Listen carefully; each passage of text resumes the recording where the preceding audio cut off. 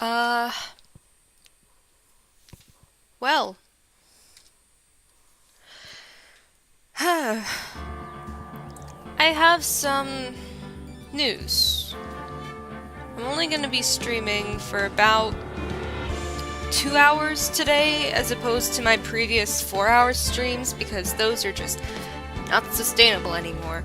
And I'm only going to be streaming on Tuesdays, Thursdays, and Saturdays from now on. I do have my mic on, right? Yeah. Okay.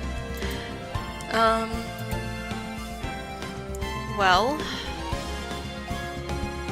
thing is, with that schedule, I'm not going to be able to go through the Apollo Justice trilogy like I thought I would before, but I promise I will get to it after I play the investigations games.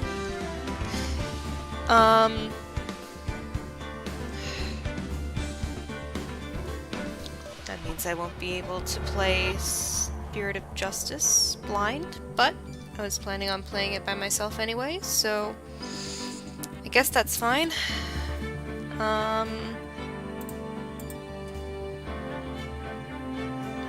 I think it's about time we just get into it. Hopefully today I'll be finishing up. Yeah. Here we go. Looks like Detective Gumshoe hasn't gotten back yet. Gumshoe? He won't be coming back today. Oh, really? He said there was some guy he had to arrest by tomorrow. The boat shop caretaker. He shouted something about catching him if it's the last thing I do, pal. Good luck, Gumshoe. Well, guess I have to go back here. Oh, wait. Here we go. I forgot to switch from the opening screen. There we go. Didn't miss much. Hey, pal. Long time no see. It's been 4 days, yeah. Oh, Detective Gumshoe. Close one today, eh? I got so worked up I snapped my tie in half. Sorry about that. No prob, pal. Thanks to you, we now know who really did it. You mean the boat shop caretaker? Look, I'll make you a promise. I'll have that scoundrel in my custody by trial time tomorrow. Come what may. It's my duty to you as a police officer. Now I'm out to catch me a criminal. Yeah, Gumshoe, you're the best. Detective Gumshoe sure is active today. Oh, one other thing. No one can go into the woods today. The woods? Where Lotta was camping? The woods are off limits to camping, and apparently the park ranger found out. He got pretty mad. No one can go in for a while. I guess Lotta's in a lot of trouble. Anyway, I'll be seeing you tomorrow. Alright, can I go to public beach?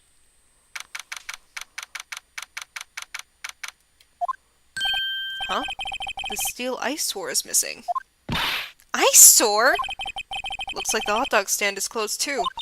I guess Larry's too busy worrying about Mr. Edgeworth to show up for work.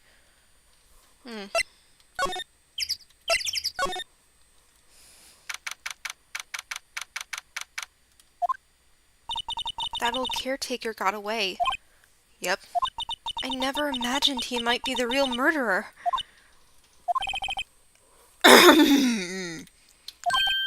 Ah, I'd know that clearing of the throat anywhere. What are you doing here, Grossberg? Haha, hello. What might you be doing here? Out for a walk, Ah, the days of my youth, like the scent of fresh lemons. You see. Mr. Grossberg, this is no time for idle reminiscing. Mr. Edgeworth's trial ends tomorrow.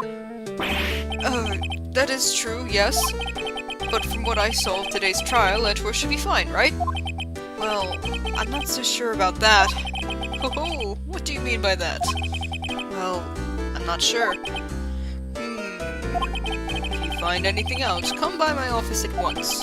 I may be able to offer you some assistance. Thank you! Thanks. Bye. What do you think Mr. Grossberg was doing here anyway? Who knows?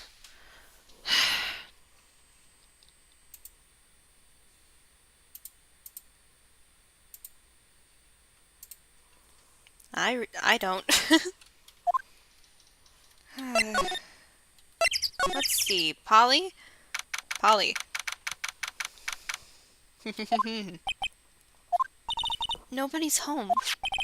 Hello! Hello! Hey! It's Polly! I wonder where your owner's gone, Polly. Hello! Hello! I can't believe he'd run off and leave his poor parrot to fend for herself. Hello! Hello! Ah!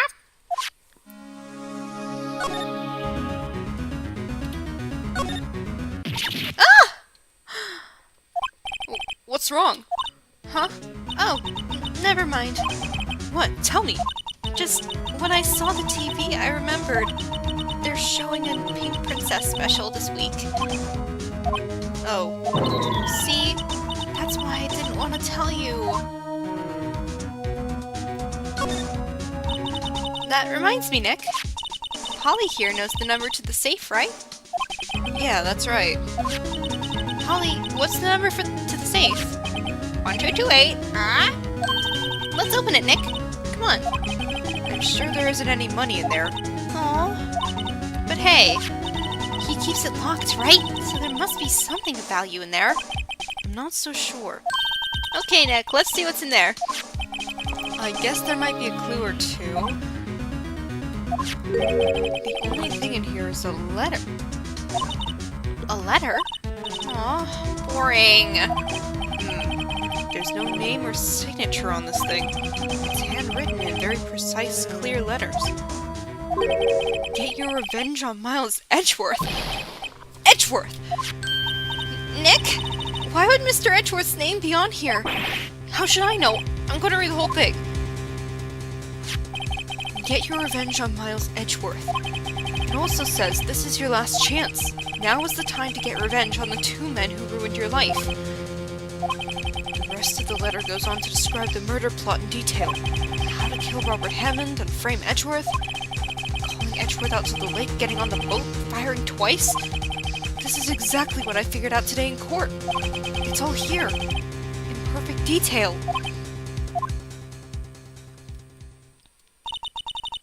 What do you think it means, Nick? I don't know, but it looks like these are instructions for that caretaker. When he killed Robert Hammond and called out Edgeworth, he was following instructions. But who could have written that letter? And what does it mean to get revenge on Miles Edgeworth? Look, I don't know, okay? But one thing's for certain. This letter is an amazing clue.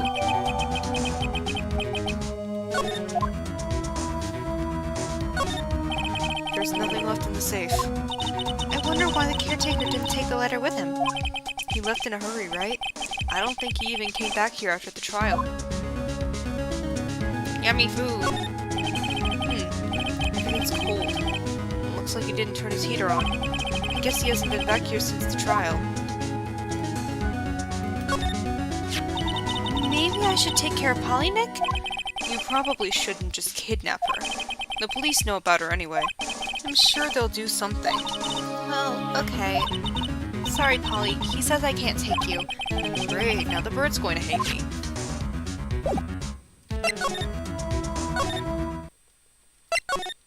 Alright, let's go to, Grossberg's law offices, I guess.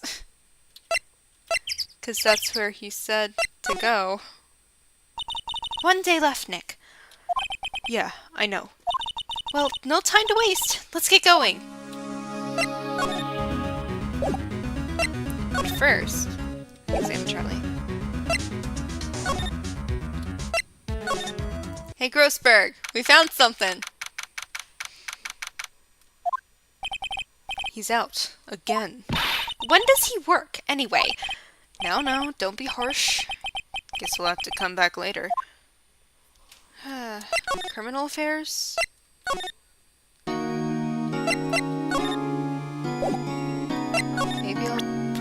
this. Edgeworth, see this letter?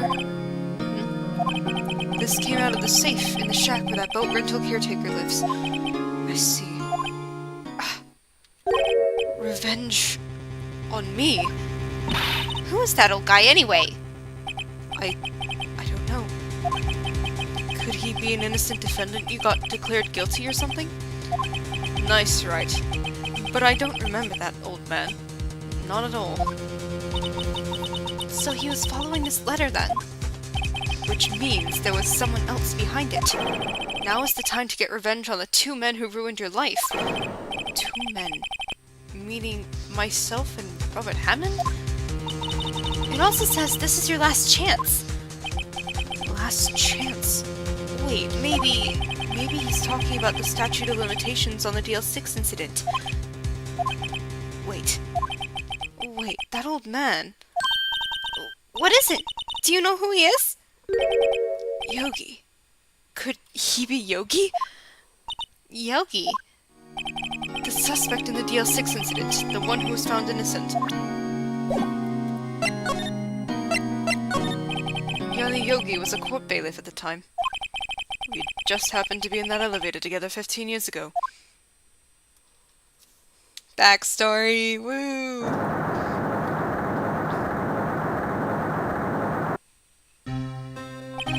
The quake was incredibly strong.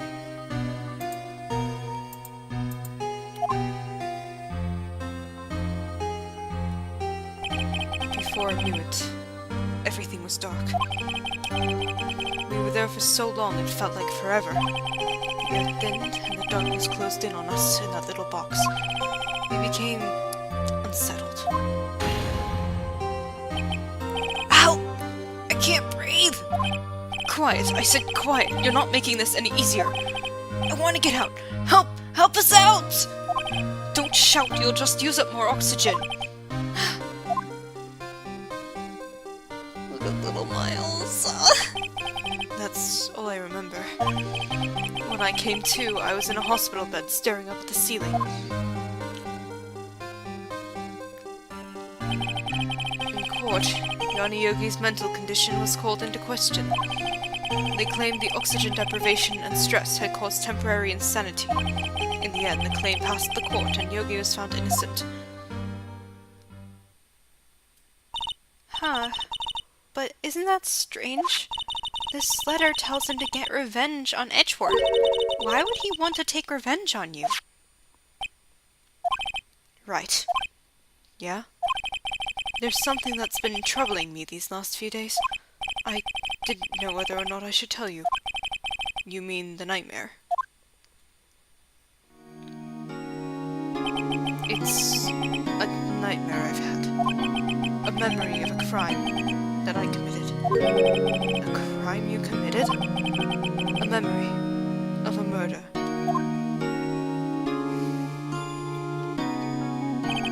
I think the time has come to tell all.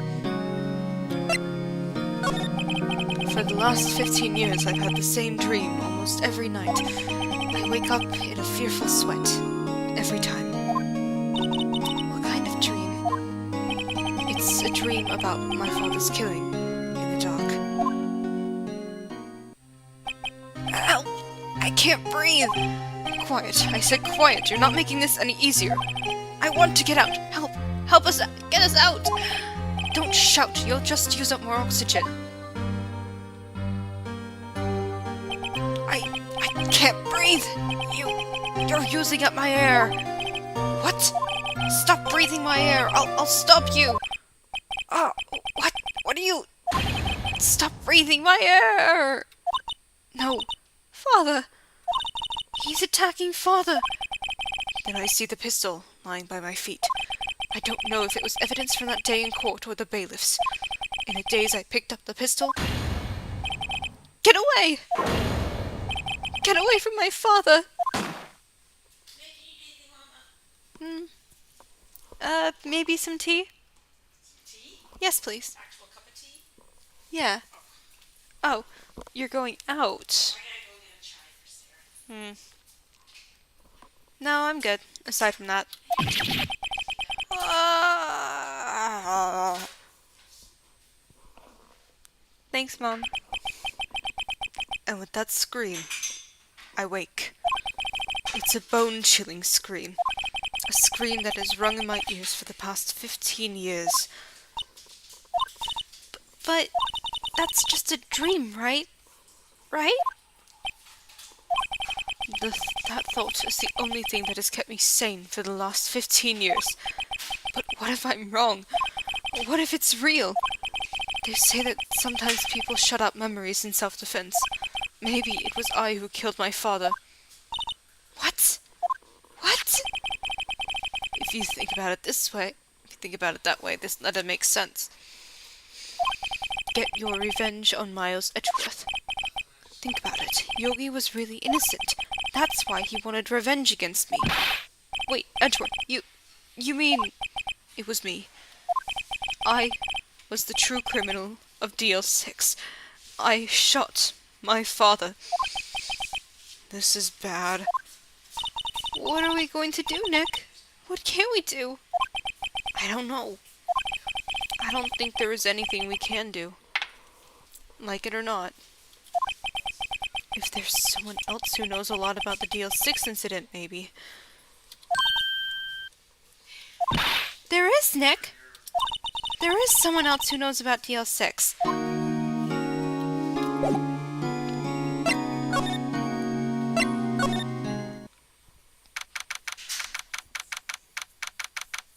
Oh, it is a bear carrying a salmon. Mr. Grossberg. Oh, hello there. What's wrong? You look troubled. No kidding! I can't believe you're not! My. Just calm down and tell me what's happened. Hi. It's Mr. Edgeworth. He...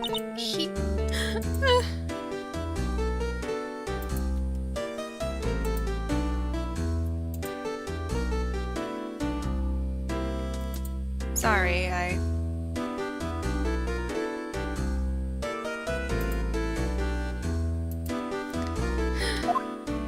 He confessed! I see. So, Edgeworth dreamt he shot his own father? It's only a dream! Only a dream! I wonder. What? If that's the case, then why do you two look so troubled, Well... Also, consider this. Yogi quite certainly holds a deep grudge against Miles Edgeworth. So deep he'd want to frame him for murder. This leads me to surmise that Mr. Edgeworth's dream was not a dream. It was real, as you imagined. Miles Edgeworth drew the pistol to save his father. The pistol fired, and the deed was done. Look at baby Edgeworth! Ah! No! I don't believe it! Yogi was suspected of murder, and his career as a bailiff was irrevocably wrecked. Thus he sought revenge on Miles Edgeworth. This was his last chance, of course, with the statute of limitations so close. Actually, let me try presenting this. Oh, so this is the letter. It does seem that Yogi was following this letter when he killed Hammond. But why kill Robert Hammond? Hammond was a skilled defense attorney, but he defended clients not for their sake, but for his own. Huh? His own sake? Yes. He never trusted his clients, that one. The only thing he trusted was his own ability. But he got his client found innocent, so why should it matter? Actually, my dear, it's quite different. He won that innocent verdict for no one but himself. Yogi was a free man, but socially he was ruined. Huh? You'll understand soon enough. Wait! What is it? This letter. I've seen this handwriting somewhere before. A long time ago. Whose handwriting was this? Do you have any idea who wrote this? Probably Manfred von Karma. Couldn't have been Yanni or Miles, and that's the only other choice they're giving us, so... Could it be Manfred von Karma? Von Karma? Why would he have something to do with this? Well, I'm not sure. Von Karma. Von Karma. Wait! You're right, my boy! This is Von Karma's handwriting, I'm sure of it. I used to see it all the time on court reports. What? But that means the one who told Mr. Yogi to kill was... Correct. Manfred von Karma himself. He looks like a me. His eyes look like me's in this position. What does this mean then? Why would von Karma want to frame Edgeworth? What do you know about Edgeworth's father?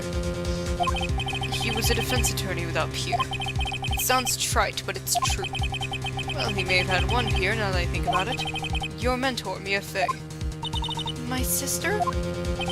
Gregory Edgeworth was very disapproving of Mr. Von Karma's techniques. That's no surprise. Von Karma is an extreme man. Forged testimonies and evidence are nothing to him. The result? He has a perfect win record in court. To beat him, Gregory Edgeworth tried to call attention to his methods. And? He lost. And died in despair, as it were. I see.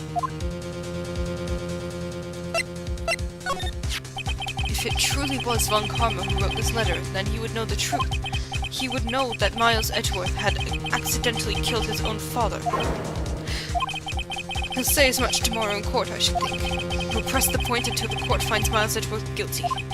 Oh no! But how could Von Karma know about Mr. Edgeworth's past like that? Even Mr. Edgeworth thought it was just a nightmare. That I do not know. Yet I do know that Von Karma is both persistent and a perfectionist. He may be seeking to satisfy a grudge against Gregory Edgeworth by hurting his son. What do you mean? It was 15 years ago. Von Karma met Gregory Edgeworth in court, and Von Karma did win, but he didn't make it through the trial unscathed. What happened in the trial between Edgeworth's dad and Von Karma? Von Karma got the guilty verdict he wanted. He won the trial.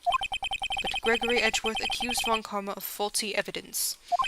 And though he lost the trial, Mr. Edgeworth's accusations stood. Faulty evidence?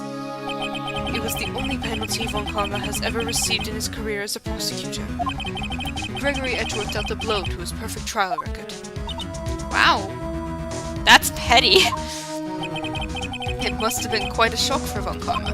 He took a vacation for several months after that, you see. A vacation? Yes, an unusual event for the man. That was the first and the last vacation he's taken in his many years of prosecuting. Huh. Really? He doesn't take vacations. Sounds like my dad. He never uses his vacation days. He really should, though. Like, go to the sea? Or, to the mountains? Don't tell me he's never been to Europe! You have strange ideas about vacations, Maya. In any case, that was the only time he took a vacation from work. I believe the penalty upset him quite a lot. Odd. If he wanted to keep a perfect record so badly, why would he take such a long vacation? What do we do, Nick? Von Karma is going to bring up DL6, you can bet on it. What if Mr. Edgeworth pleads guilty to DL6? I won't let him. Yes, Mr. Wright. I hate to say this, but even accidental murder is murder, you know. I know that. I just believe in Edgeworth's innocence. I can't believe he'd kill someone. But Nick! Mr. Edgeworth admits it himself! His father must have lied to protect him from beyond the grave! I don't care! I know he's not guilty! Mr. Wright. If you say so, I suppose I could go check again. The police files might hold something of interest. Mr. Grossberg, thank you. I can't promise anything. In fact, I think the chances of finding something are slim. I understand. The police materials. When Gregory Edgeworth was killed, the police called on a spirit medium. That was your mother, Misty Fey. I am Gregory Edgeworth. I have been killed. The one who shot me was the bailiff, Yanni Yogi.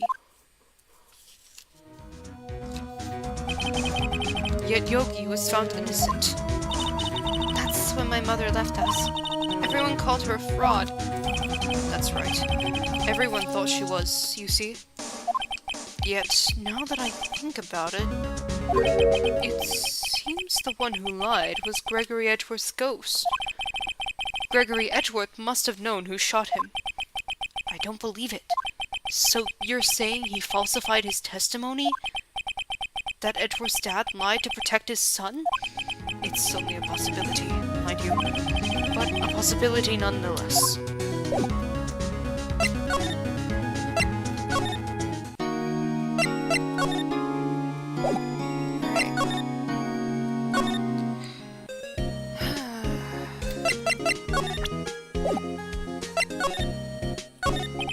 What do you think we should do now, Maya?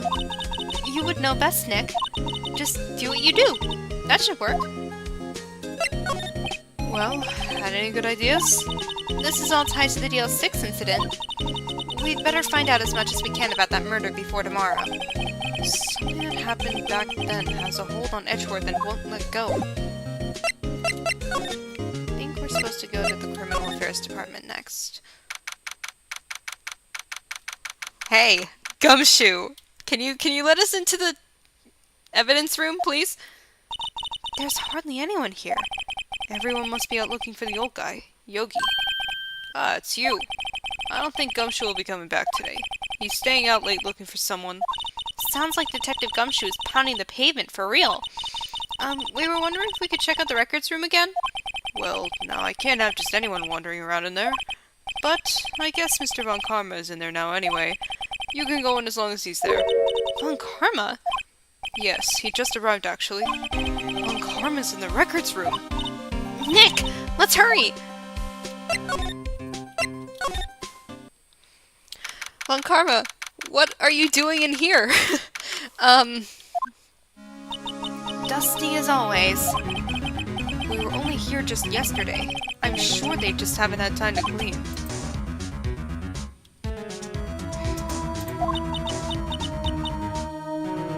What's wrong, Nick? Nothing. I was just noticing that he isn't here. Von Karma. Here are files of collected case reports. There's quite a large volume of reports here. Wow. These are all case reports? Yeah. It's like a graveyard of police cases. I guess my sister's case report is in here too, quietly gathering dust.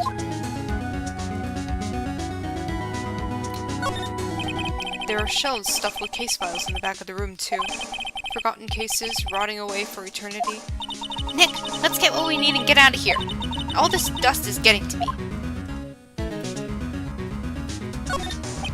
Looks like there are files inside this glass case. This case is so dusty I can't see what's inside. Nick, it's locked. They must keep important case files in there. Huh? One of the drawers here is open. Someone must have been looking in it recently. The label says unsolved cases evidence. Unsolved cases. Nick! The file for DL6 is completely empty! What? What are you doing in here? He looks so silly in his overworld sprite. Look at him. He's like a Yu-Gi-Oh character. Von Karma! You. How do you know my name? Huh? Have we met? What are you saying? We see each other every day, don't we? We're Miles Edgeworth's defense team. Defense team? I beg your pardon. You see, I rarely remember defense attorneys. Shut the fuck up. They're like buds to me. Needless things to be crushed. I can see how this guy was Edgeworth's mentor. Okay. Let's talk, I guess? Mr. Edgeworth is your student, right? A romanticist who still can't shed that veneer of amateurism. Just like his father. Always second-rate. Mr. Von Karma, you had an axe to grind with Mr. Gregory Edgeworth, didn't you? Me? A grudge against a mere defense attorney? Why? Because he dealt a blow to your otherwise perfect trial record? So you did. But what I don't get is, why did you take his son under your wing afterwards? The son of your most bitter rival. That, my dear attorney, is none of your business. Tomorrow will be the last day of this trial. It's been a while since I've had a defense attorney last this long. Still, you will lose in the end. Miles Edgeworth will admit his own guilt. His guilt of 15 years ago, you mean? You're quite the researcher. If you've done your homework so well, then certainly you must understand. You know what Miles Edgeworth will tell the court tomorrow? You were right. So Von Karma is going to bring up DL6 in court tomorrow. I feel like I should present something to him.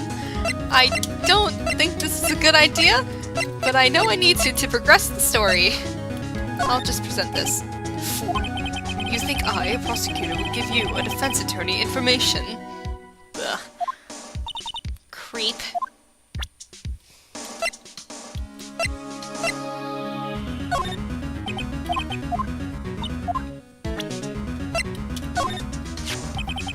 Mr. Von Karma, have a look at this.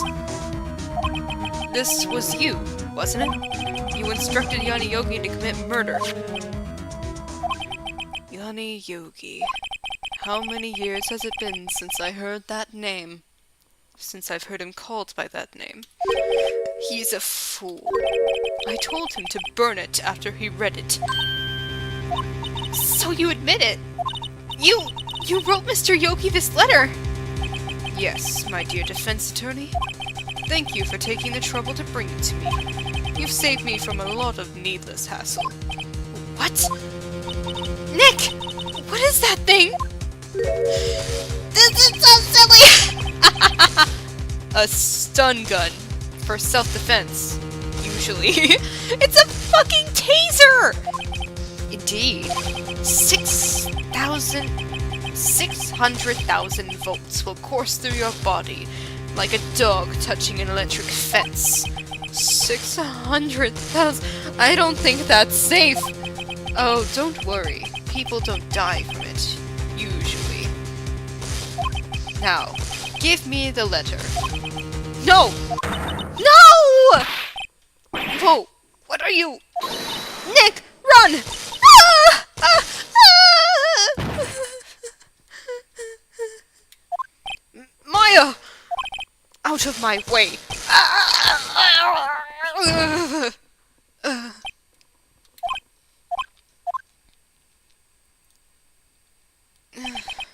Oh, he got away. He got us. The letter's gone, of course. And he took the deal 6 evidence. All of it. Back to having no clues. Wait. Maya jumped first. Maya, is she okay? Maya!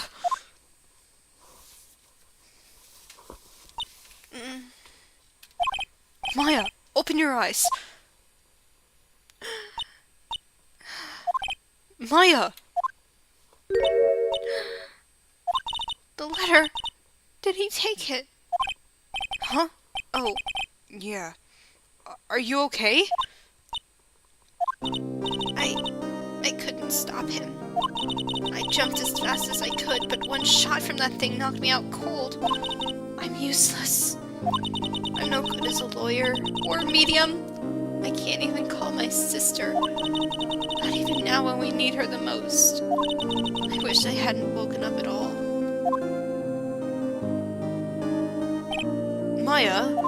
There has to be some way I can help her. I better do something about her self-confidence first.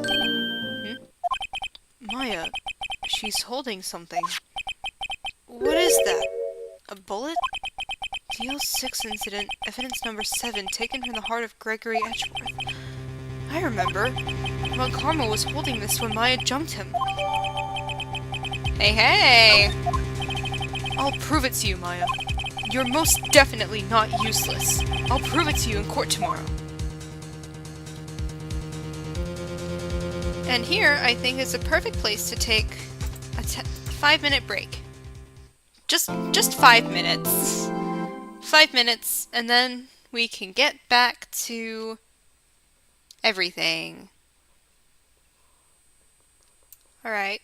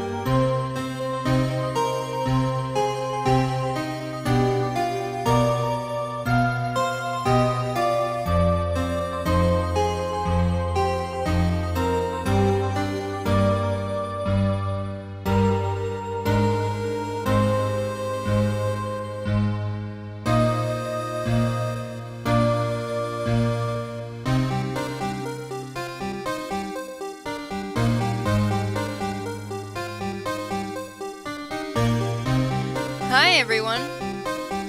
I should probably turn this down.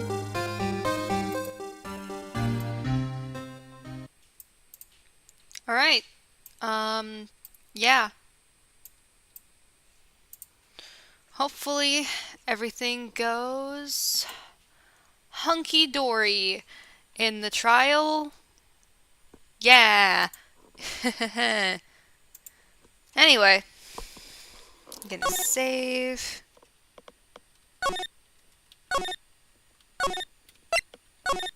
There we go. Alright, trial time. Hopefully. There we go. December 28th, 9:51 a.m. District Court, Defendant Lobby Number 2. This is it. Judgment Day. Today, things are going to get settled at last. A lot of things. What's the big idea? Sorry, Nick. I only touched your shoulder. I guess the shock hasn't worn off from my run-in with the stun gun yesterday. Anyhow, today's the last day of the trial. Good luck, Nick. Yeah. Thanks, Maya. Edgeworth is looking glum as always. I hope Von Karma doesn't push him too hard. What are you doing? Sorry. I'm sorry. I just thought I'd cheer you up with a pat on the back. Maya, maybe you should go outside and discharge. Right. Good idea. Try not to electrocute anyone on your way out. Yeah, pal! Well, what's gotten into that girl? Detective Gumshoe. Morning, Mr. Edgeworth. Good morning? Anyway, yesterday I was, Gumworth had been brought to my attention. So, yeah. That's a ship now, I guess. How did it go, Detective? Have no fear. As promised, I've captured our runaway caretaker.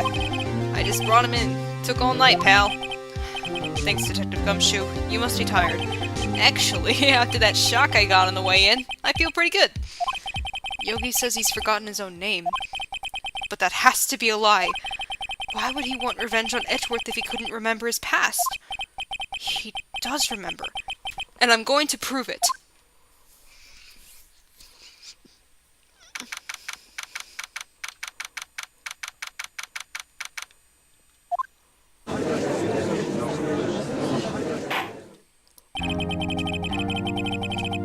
Court is now in session for the trial of Miles Edgeworth. The defense is ready, Your Honor.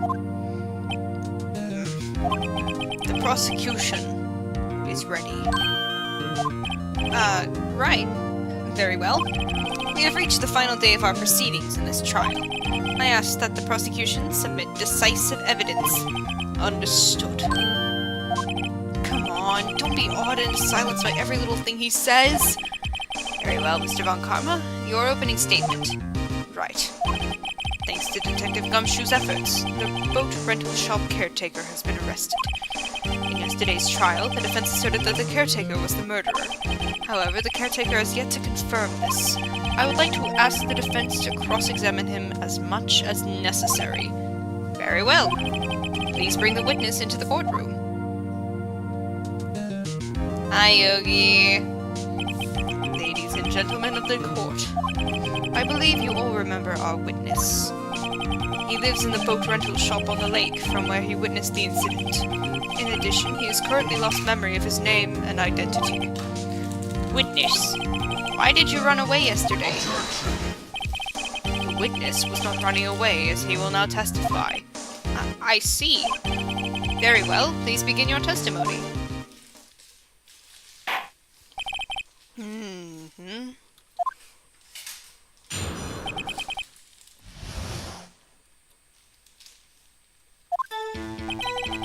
I'm really sorry about just leaving yesterday like I did, but I wasn't running away or nothing. I went to buy some food for Polly, you see? I figured I got nothing to do with this incident anyhow. I need one of those motive things, right? I don't got one. So my testimony yesterday stands as is. I can't land on a solid voice for him. Ah well. Very well. Let's begin the cross-examination, shall we? He has to know his name. Yanni Yogi. You're Yanni Yogi, and I'm going to prove it. Alright. Press everything.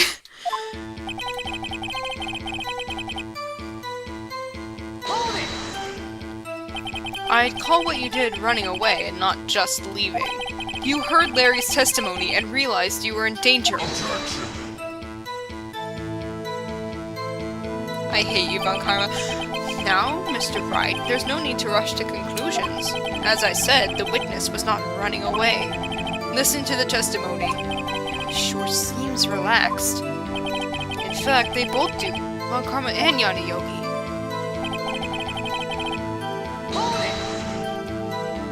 Then why did you leave?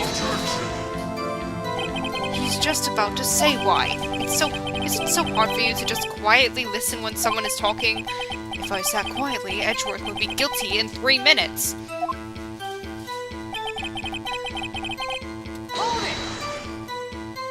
Food. Well, Polly is a bit of a gourmand, you see. She only eats these high-quality bird pellets from France. They only have them in the big pet shop downtown. But you weren't arrested until this morning. Why didn't you go back to the caretaker's shack? Well, I kind of got lost, you see. That's a dumb excuse. The witness has trouble remembering things sometimes. When the police apprehended him, he was on his way back to the shack. Yeah, right. Nice try, Von Karma. No one's going to believe that. I see. So he was lost. Please, Your Honor, come to your senses. I figured I got nothing to do with this incident anyhow. Let me check what this says. Oh, no, wait, I don't have the letter. I forgot. That's literally what happened. Okay. You've lost much of your memory, is that correct? Yep. Seems like it. Then how could you know that you didn't have anything to do with this incident? Or maybe you're lying about not having your memory, You know exactly who you are. The witness has testified quite clearly that he has no memory of who he is. If you claim he's lying, then show the court proof. How am I supposed to prove what's going on in that old codger's head? That's impossible. I'm glad you've come to your senses, Mr. Wright. Very well, witness. Please continue. We don't have the letter. Need one of those motive things, and I don't got one. How can you say you had no motive? I say you do. You had a grudge against Edgeworth and the victim, Robert Hammond. That's why you took revenge on them, right? Please don't make me repeat myself, Mr. Wright. This witness has no memory of anything beyond several years ago. He can't hold a grudge. It's impossible. I have to prove he's lying about his memory. Otherwise, it's going to be this same thing over and over until the trial ends. Might I say something, Mr. Wright? Yes. Yes, Your Honor? You've been saying the same thing now over and over. You've been calling the witness's memory, the past or lack thereof, into question. But does this really have anything to do with the current case? Of course, Your Honor. The witness has said he has nothing to do with this case and no motive. Both of these statements are lies. Order, order! Mr. Wright, there is a serious problem with your claim. Or are you saying you know who this witness is? Of course, Your Honor. Oh, now this is interesting. I would like to know myself. So who is he? Don't play dumb, Von Karma. Mr. Wright, please tell us this witness's name. It's Yanni Yogi. His name is Yanni Yogi, a former court bailiff. Judge, you good? Yogi? That name seems familiar. Oh! Yanni Yogi! From the DO6 incident! It figures the judge would have heard of it. It was such a famous case. But what does this mean? Your Honor, if this man is Mr. Yogi, then he has a clear motive.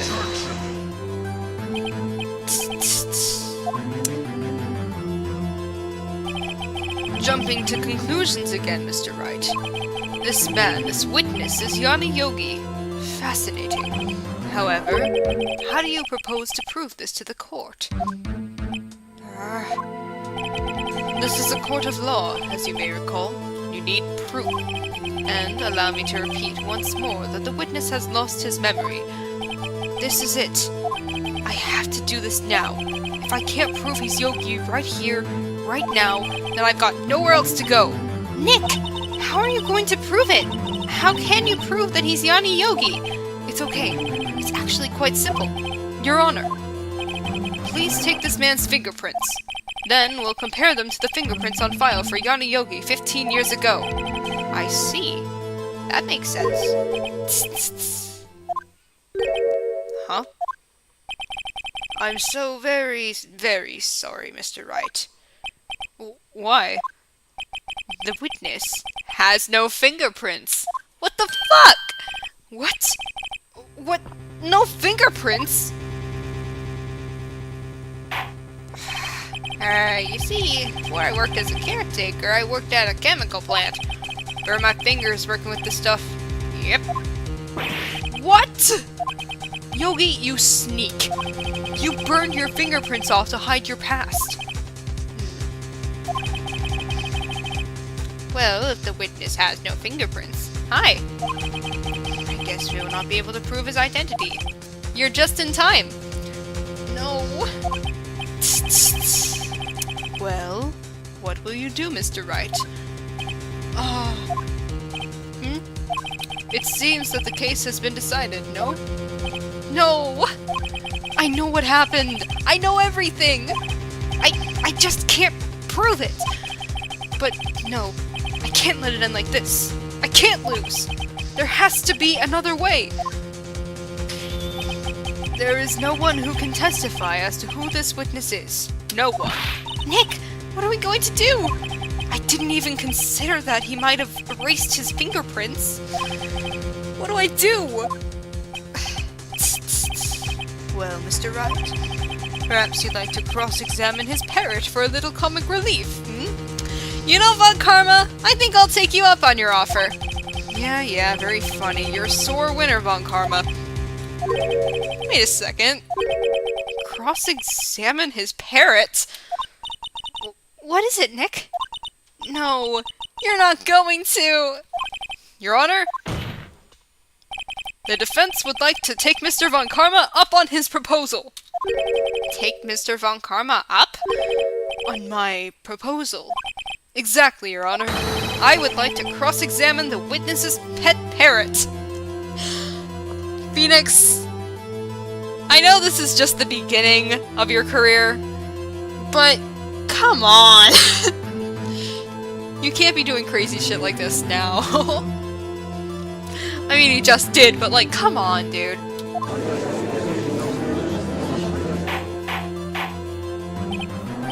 Order! Order! Well, what do you think, Mr. Von Karma? Need you even ask? This is a farce. I object. No, wait a second. You were the one who suggested I cross-examine the parrot, Von Karma. I have a right to do as you suggested.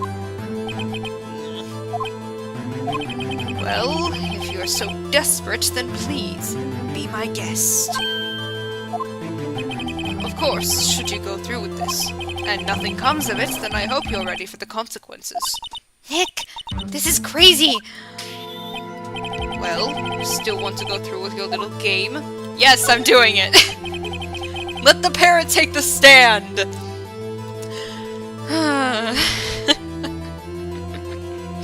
I'm sorry, God damn it, Phoenix, right? I will cross-examine her, Your Honor. This is the most ridiculous thing I have ever heard. Von Karma's rigged every person's testimony, every piece of evidence, Accept the parrot. She's my last chance! At least I think so. Oh, great. Bailiff, bring in the parrot!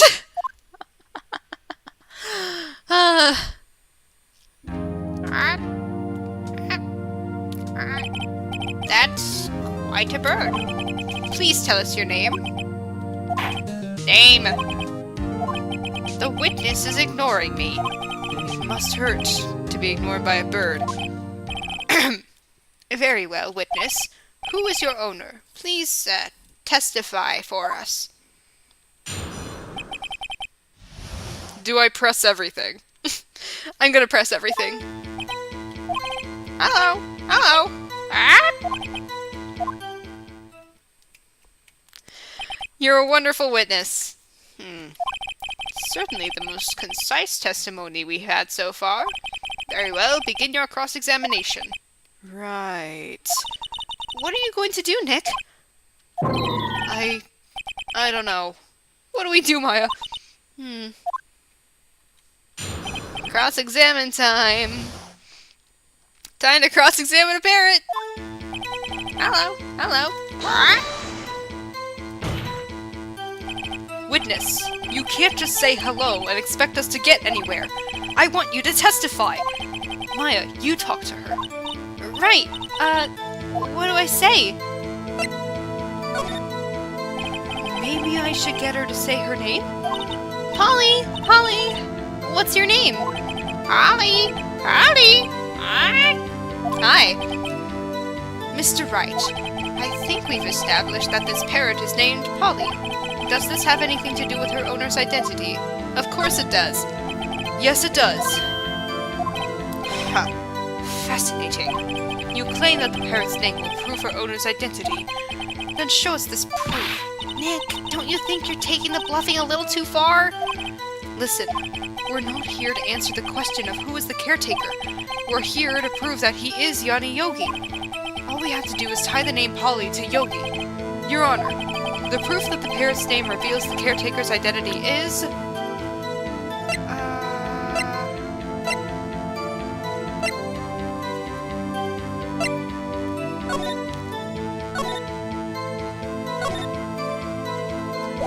Haha! Polly Jenkins! There we go!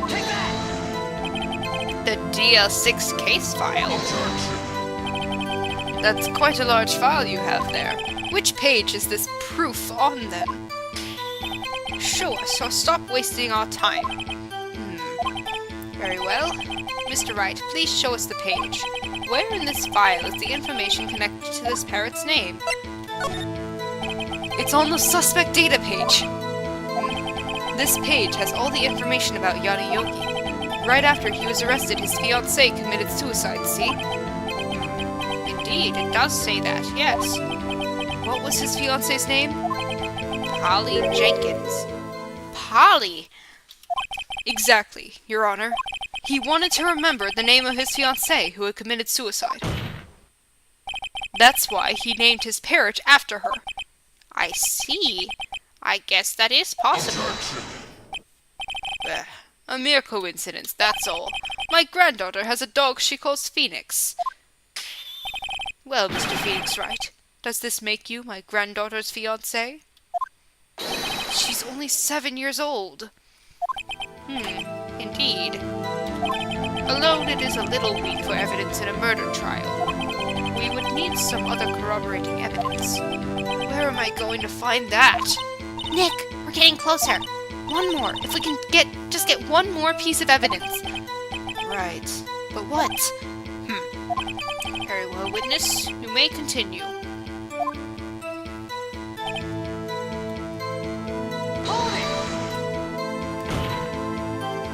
Witness, you're here to speak.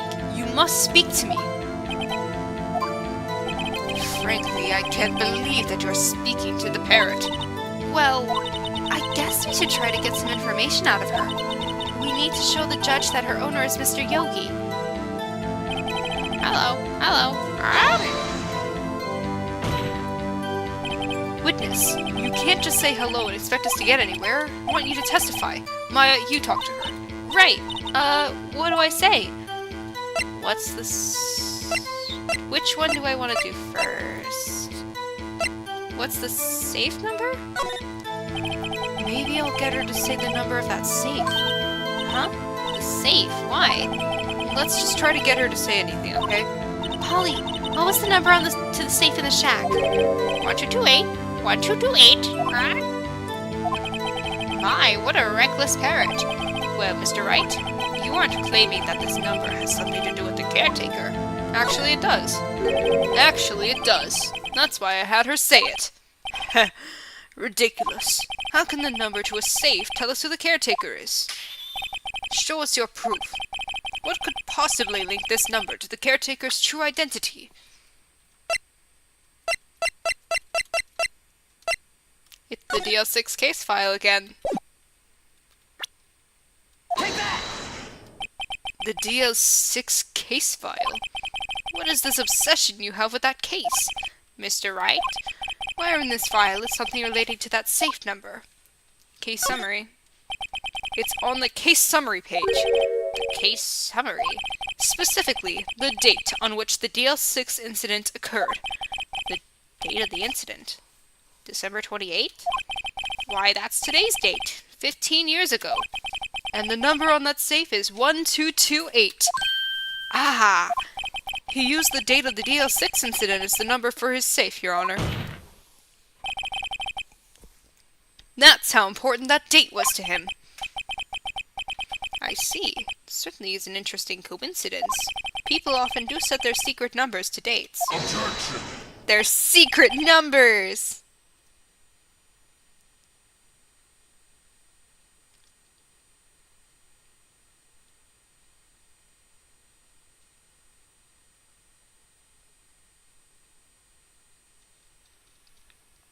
One second, I'm just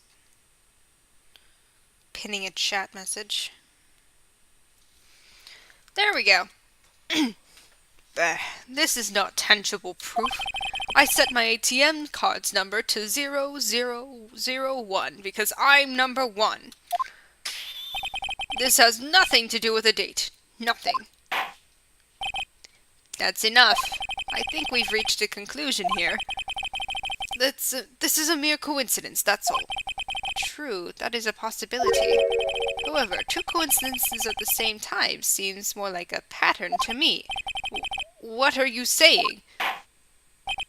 Summon the caretaker of the boat shop. Immediately.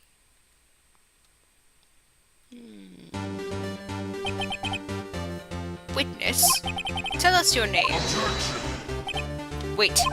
This witness, he doesn't remember. No. It's okay. I've accomplished what I wanted to do. I'm done. Nick! He looks totally different! This is the real Yogi, I think. Finally. He's been acting feeble to hide his true identity. Acting. For 15 years. Well, let me ask you again. Please state your name for the court. My name is Yanni Yogi. 15 years ago, I served as a bailiff in this very court. Yeah! Order! Order! Yanni Yogi! So was it you who killed Robert Hammond? And tried to frame Miles Edgeworth for his death? Yes, it was me. I did it. They put me on the witness stand 15 years ago. Robert Hammond. He said I was mentally unsound. He told me that he told me it would make me innocent, get me off the hook. So, I pretended to have brain damage. I was innocent, really, but he didn't believe me. We won the trial, but I lost everything. I lost my job, my fiancé, my social standing. Then, this year, 15 years later, a package arrived. It was a letter. And a pistol. The plan was written out in careful detail. It was a plan for me to take my revenge on the people who ruined my life. I didn't care who had sent it. I thought this was my chance after 15 years. This was it! Finally, a chance to have my revenge on Robert Hammond and Miles Edgeworth. I have no regrets. Wait a moment. Revenge against Miles Edgeworth? What do you mean? I'm not at liberty to speak on that matter. Why don't you ask Mr. Edgeworth yourself? Anyway, I admit it. I was the one who killed Robert Hammond. Well, there we go. He's innocent in this trial. On karma, where is Mr. Yogi? Under arrest, Your Honor. I saw no room for error in his confession. Then, the defendant, Miles Edgeworth, is innocent. In this case, at least. Very well. Will the defendant please take the stand? Hi, Edgeworth. Hi, sweetie. There are a few mysteries left unsolved. Still, you are cleared of suspicion for this particular case. So I would like to pass judgment on the murder of Mr. Robert Hammond. Any objections? I don't believe it. Why isn't Von Karma saying anything? Because he knows Edgeworth will say something. Very well. This court finds the defendant, Mr. Miles Edgeworth, not guilty. Yeah! Woo! Confetti! Thank you, Gumshoe! That is all. This court is adjourned. Objection! God damn it! Did someone just say objection? It wasn't Von Karma. Wait, but that means... No. Edgeworth! Your Honor, I object to your judgment. What do you mean? I'm not innocent at all. As we have heard, Yanni Yogi killed Robert Hammond in revenge. But revenge for what? Nick! Edgeworth is trying to confess. He's going to say he's guilty. He's going to tell them he was the murderer in the DL6 incident. He's going to tell them he killed his own dad. Oh, what do? Raise an objection! Obviously. The judgment has already been passed. I object to Edgeworth's outbursts. Didn't something like this happen yesterday, too? I believe a certain witness raised an objection after a guilty verdict was passed. That would be Larry. We must hear this new statement. We must hear Miles Edgeworth. He's right. We have a duty to hear Mr. Edgeworth out. Well, great. For 15 years, I have had a recurring dream. A nightmare. It's only a nightmare. That's what I told myself. But now I know. It wasn't a dream. Yanni Yogi wasn't the killer. You mean in the incident where your father died? From the distance of the shot, it wasn't suicide either. Everything was as clear as day. One second, I have to sneeze. You know how you say you have to sneeze and then you don't sneeze? The murderer, the criminal in the DL6 incident. It was me. Your Honor, I confess my guilt. I am guilty for DL6, the statute of limitations of which ends today. The culprit is me. Edgeworth, shut the fuck up! Order, order! This is certainly unexpected. The defendant, declared innocent, is confessing to a different crime. A crime for which the statute of limitations runs out today. I'm not really sure how I should deal with this. It's obvious. We hold a trial. Right here, right now. I mean, we're already here. We tried this man for his crime of 15 years ago. We're all here already, so I think I would like to take a 5-minute recess. During this time, I will consider the appropriate course of action to take. Court is adjourned. Okay, Edgeworth, shut the fuck up.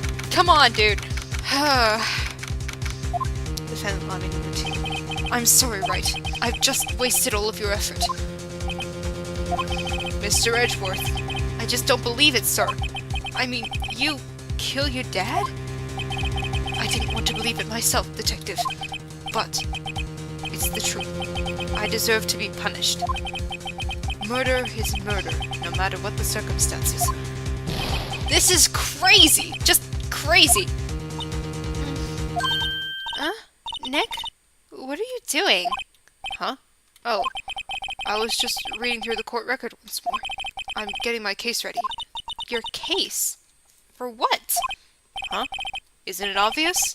I'm going to prove that Miles Edgeworth is innocent. Duh. What are you talking about, pal? He just admitted to it. He confessed that he did it. In court. I'm sorry, Edgeworth, but I don't believe your nightmare. What? It's just a dream. It's not real. The truth is right here in this court record. In any case, tighten your belts. The real fight is just beginning. I'll prove you're innocent. Trust me. Right. Let's hope this doesn't take too long.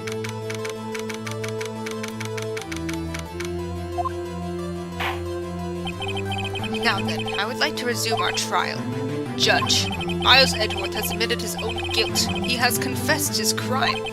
Let us begin by hearing his testimony. Then, though pointless, let the defense do their cross-examining. The statute of limitations on the DL6 incident runs out today. Though it's unconventional for me, I'd like to run this one by the book. I see. Does the defense have any objections? No, Your Honor. Von Karma, you knew this was going to happen from the very beginning, didn't you? Very well. Would Miles Edgeworth take the stand? Let's hear your testimony. Will the witness state his name and profession? Miles Edgeworth. I'm a prosecuting attorney. Mr. Edgeworth. 15 years ago, you mistakenly killed your father, Gregory Edgeworth. Is this correct? It is correct.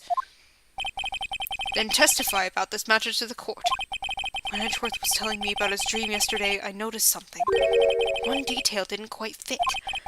That will be the key, but only if I can get it to work. Please, please.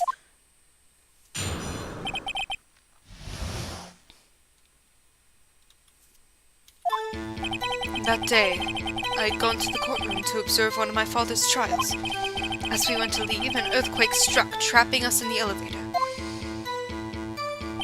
My father and Mr. Yogi lost their composure and began to argue. Just then, something heavy fell at my feet. I picked it up and threw it at Mr. Yogi. I wanted them to stop fighting. A moment later, there was a single gunshot, then a scream. It was a terrible scream. I remember it to this day. That's all. And until now, you thought this memory was a dream? We were stuck in that elevator for 5 hours. The oxygen in the elevator ran out, and I lost my memory of the events. The same claim Mr. Yogi has made. Very well. Mr. Wright, your cross-examination, please. Yes, Your Honor.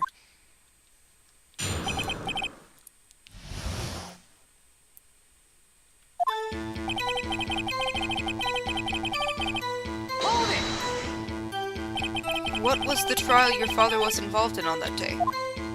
I don't remember things very clearly. Only 2 things. I know my father lost, and Mr. Von Karma was the prosecuting attorney. Mr. Von Karma, you were handling that case? It was 15 years ago. I don't remember the details. That was when Edgeworth pointed out the problem in Von Karma's evidence.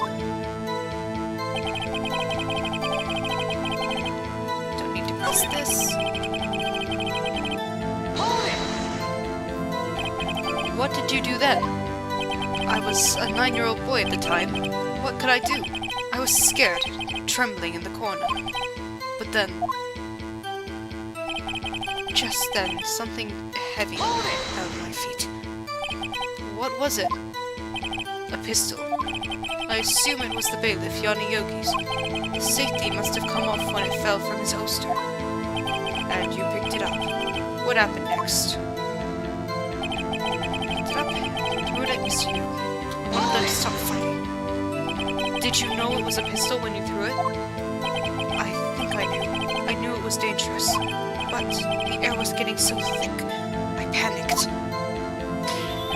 So you're saying that you threw the pistol at Mr. Yogi, I was in a daze. Later, there was a single gunshot, then a scream. Hold it! The gun fired once. Yes. I think after I threw it, I lost consciousness. 1 second, let me check the court record again.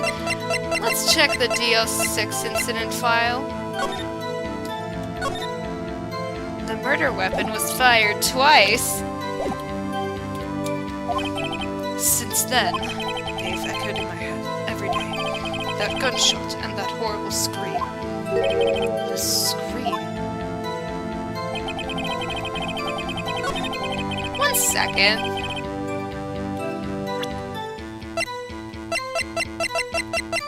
Objection! Hey, guess what? The gun actually fired twice, you dumbass. Are you sure you only heard one gunshot? Yes, I'm sure of that. I heard the shot and the scream. Then everything faded. I was unconscious until the rescuers came. I see. No, Your Honor. Unfortunately, you don't. Look at this file one more time. This plainly contradicts the witness's testimony. What happened there? 1 second. I heard a noise. You do enjoy dragging out that file, don't you? I don't accept this evidence, unless You can tell us what page it's on. Which page contradicts Miles Edgeworth's testimony? Victim data.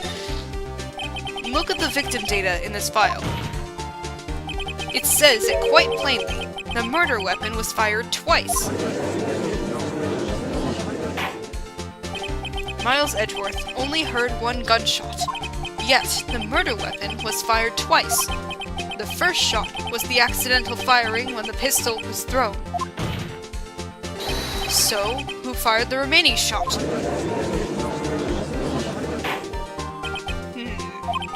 Was there perhaps another shooter who fired that second shot? Your Honor, as I'm sure you're aware, this incident occurred 15 years ago. The evidence is dated. The pistol did fire twice. However, we do not know when that second shot was fired. It might have been fired the day before the incident. There is no proof that the second shot had anything to do with this incident. What? I see. You do have a point, Mr. Wright. The murder weapon was fired twice, as we have heard. One of those shots was fired by the defendant, a boy at the time. Do you have any proof that the other shot fired had something to do with the case? Yeah, I do. Your Honor, I think I will be able to show you proof. What? Impossible! Now, Mr. Von Karma, save your surprise for after you've seen the evidence. Very well, Mr. Wright. Show us your proof. Do you have evidence that the second firing of the pistol is related to this incident? Isn't it the bullet that we got from Von Karma? Take that! Mr. Wright, please think how we feel having to look at this evidence time and time again. Every time you show us ridiculous evidence, I feel, well, mocked. I mean, I really don't mean any harm by it, Your Honor. Not meaning any harm and not doing any harm are two different things, Mr. Wright. Try again, Mr. Wright. Wrong one. Do you have evidence that the second firing of the pistol is related to this incident?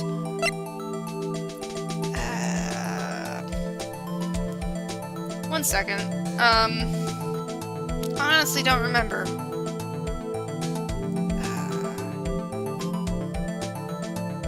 Three, two, one.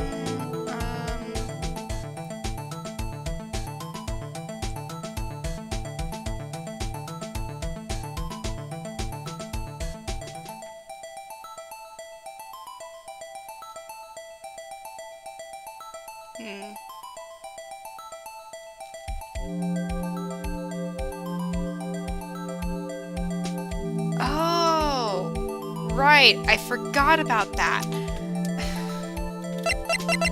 I knew it was something related to Dale 6, I just got the wrong one. Hey, look at this photograph. Look at this photograph!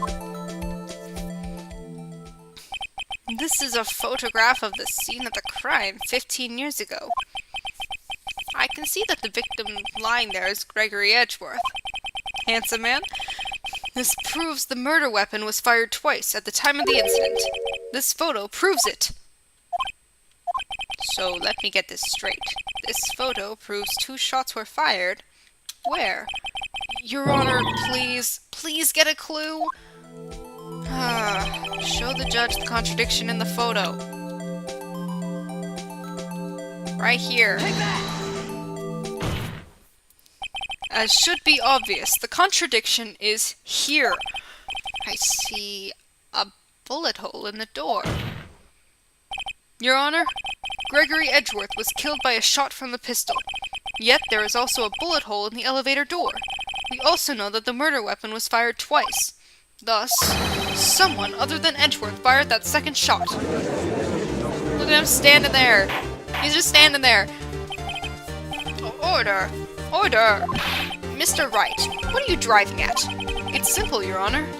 At the time of the incident, 2 shots were fired. One went into Gregory Edgeworth's heart. The other hit the elevator door. Remember that the defendant lost consciousness after the shot he fired rang out. In conclusion, we must agree that the second shot was fired by someone else. Mr. Wright, but who could that someone else be? The murderer, of course. I knew I should have stepped in before your wild fantasies got out of hand. Mr. Wright, look once more at the DL6 incident case file. Look closely. Try the case summary page. The case summary? That's on page 1. Look what is written there. Not a single clue was found on the scene. If the pistol had indeed been fired 2 times, then the other bullet would have been discovered on the scene. He does have a point. That second bullet has never been found. Why? Because the second bullet does not exist. The bullet that claimed Gregory Edgeworth's life was the one fired by his own son. That is the truth of this matter. The whole truth. It was undoubtedly something else that made that bullet hole in the door. It's a bullet hole? There's nothing else that could have been? Come on. Order! I will have order! Mr. Wright has proven one thing to us quite clearly. That the murder weapon was fired twice at the time of the incident. However, as Mr. Valkarma says, the second bullet fired was not found. It is highly unlikely that the police merely overlooked this second bullet.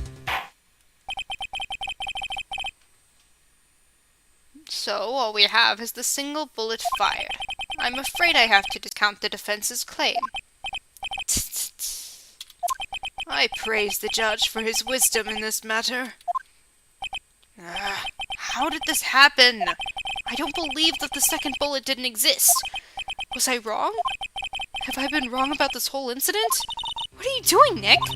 Why aren't you raising an objection? I'm sorry, Maya. What? It looks like I was wrong.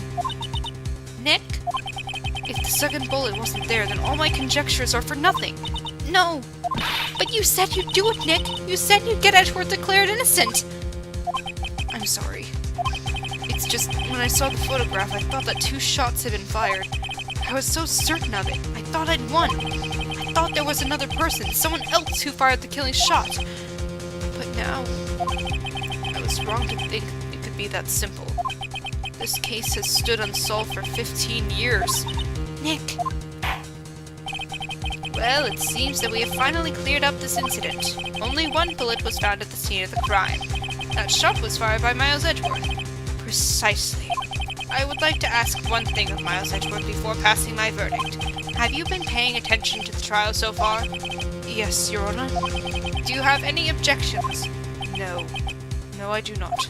So you killed your father, though that was not your intention. Yes, I did. Oh no! He's accepted the guilt!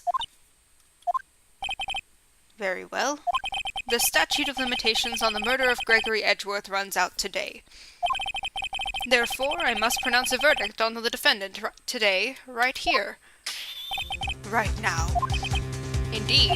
Does anyone have any objections? I've been here before. It's just like my first day in court. There are so many things I know I should be saying, but my mind's gone blank. I can't find the words. Mr. Wright, I have an objection. Objection! Your Honor, I object.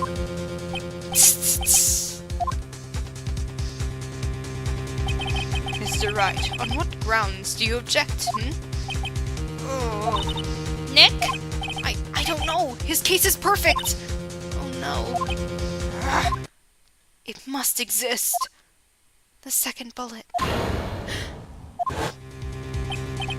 What? What did you just say? Nothing! The second bullet must exist? But where? Someone took it. It seems waiting is not going to produce us any answers from Mr. Wright. Wait, Your Honor!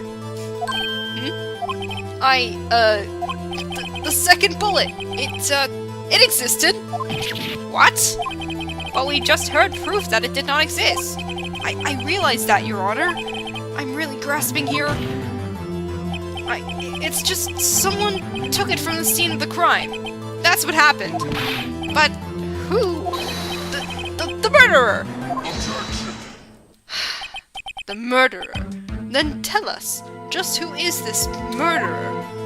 I'm still thinking about that one. So the criminal took the second bullet. But why? Huh? First of all, how would they have found it? It's not easy to find a stray bullet, Mr. Wright. Was there some pressing need for the murderer to search for that bullet? Of course there was a need. That's why they took it. What possible reason could they have had? Well, the reason the murderer took the bullet away from the scene with them is... the bullet would be proof. Maybe they thought that the bullet would be used as proof. Proof? It was a special bullet, so they took it with them. If that was the case, then they should have taken the bullet from inside Gregory as well. Huh?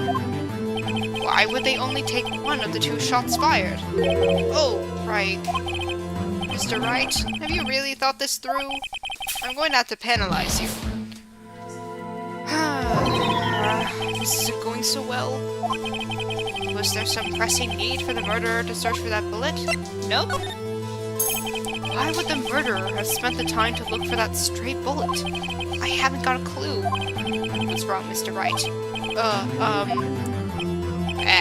The murderer had no reason to take that bullet. You don't want to admit it, but it's true.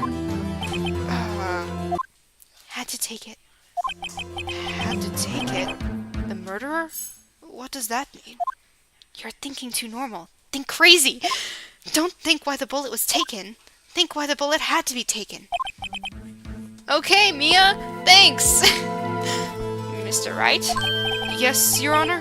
I have no idea what I'm doing. Well, the murderer had no intention of taking the bullet from the scene. But, the murderer had to take that bullet. Had to, Mr. Wright? What do you mean? It's time for a turnabout! Well, for instance... For instance what? Maybe the bullet, hit the murderer? The bullet hit the murderer. Just saying, for instance. I mean, if it hit you, you would have to take it with you, wouldn't you? It's not like you could perform surgery right there. You know? The entire courtroom. Wait a second. I was just talking off the top of my head, but what if that's really what happened?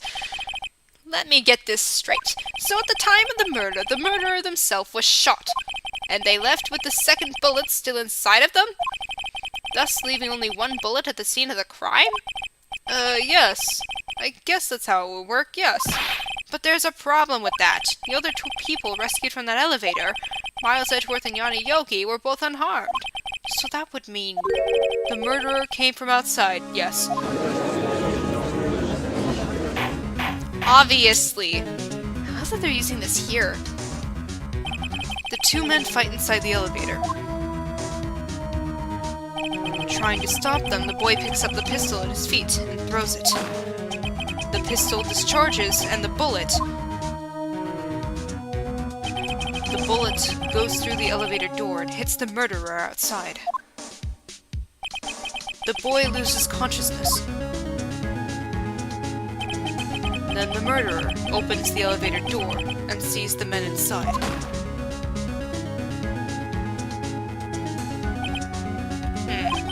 Mr. Wright, you are truly the most unpredictable defense attorney I've ever known.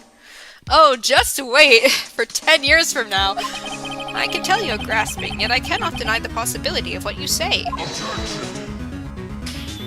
What are you saying? Deny it! Deny it! No one involved with the incident was wounded. There was no murderer. No one was wounded at the time of the incident. He's right. I can't think of anyone. Hey, Nick. Huh? I just thought of something really crazy. Crazy? Remember what Mr. Grossberg said yesterday?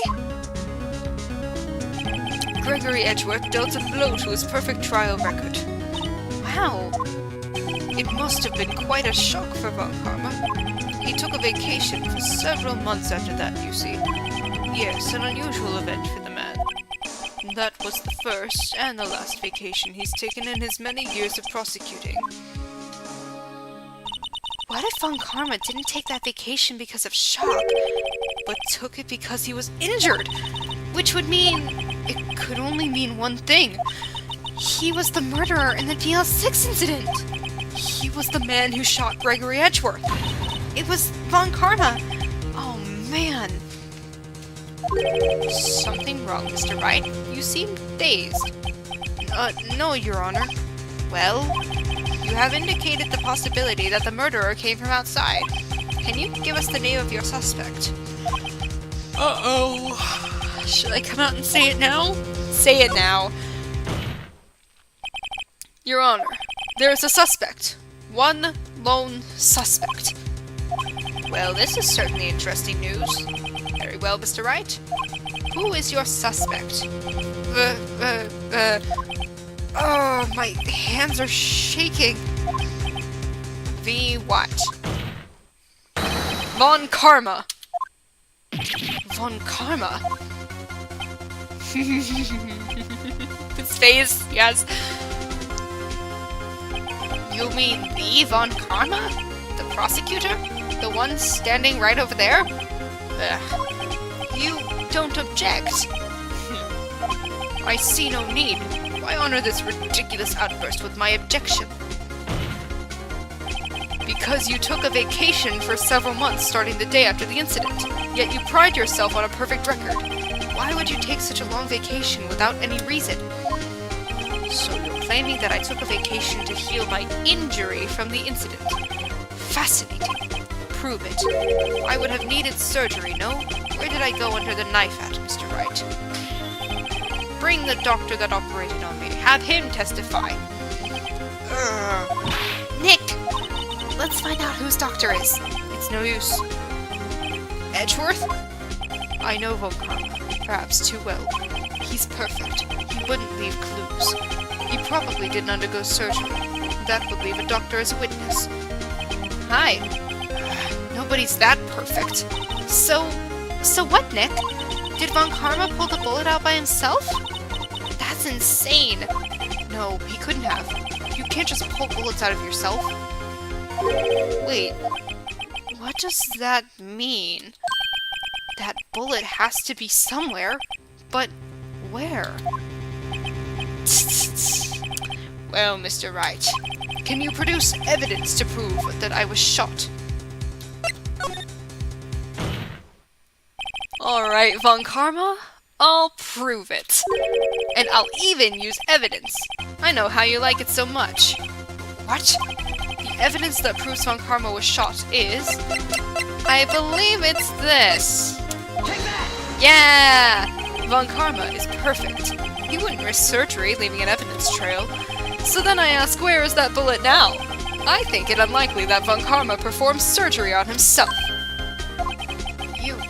You don't mean... I do. There is the possibility that the bullet is still inside Von Karma. There we go! Is that even possible? For all these years? Well, there's one way to find out. Also, hi, chatter. Hi, person. I don't know what to call my fans. We could use this metal detector! Well, Von Karma, I'm going to run this over you and see what we find. He's holding his shoulder! I refuse. You refuse? But refusing this means you acknowledge that the bullet is still inside you? Order! Order! Order! Your Honor, the defense requests that we be allowed to use the metal detector. Judge, I call for a suspension of this trial. This is an invasion of privacy. The statute of limitations runs out on this case today! It was you who said we had to end it right here, right now. Enough. I permit the use of the metal detector.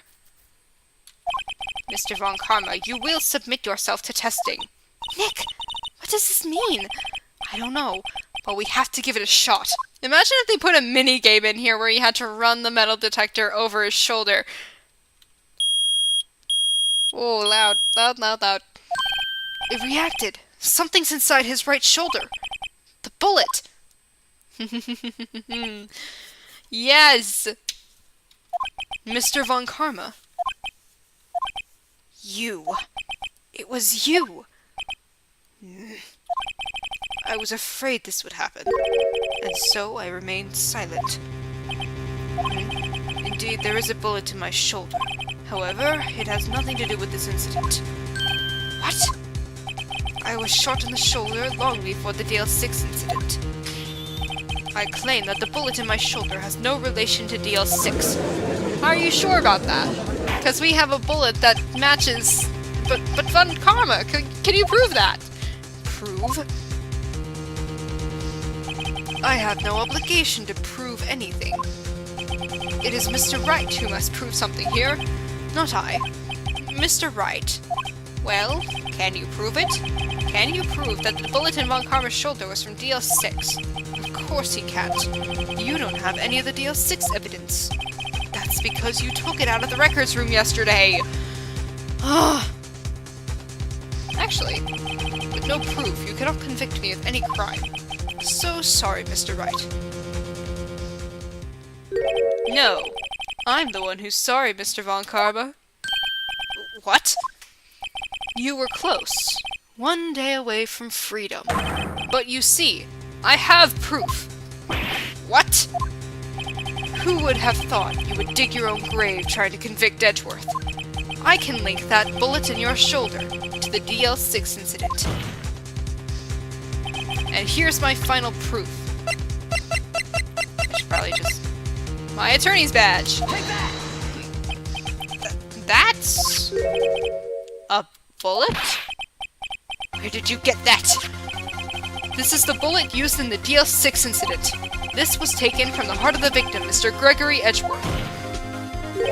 But the bullet is preserved quite nicely with all the ballistic markings intact. Ballistic markings? You may recall the term. It came up in the first trial 2 days ago. Ballistic markings are the fingerprints of a weapon. All bullets fired from a gun are marked with that weapon's unique pattern. By examining the markings, you can tell which weapon fired the bullet. It's quite accurate.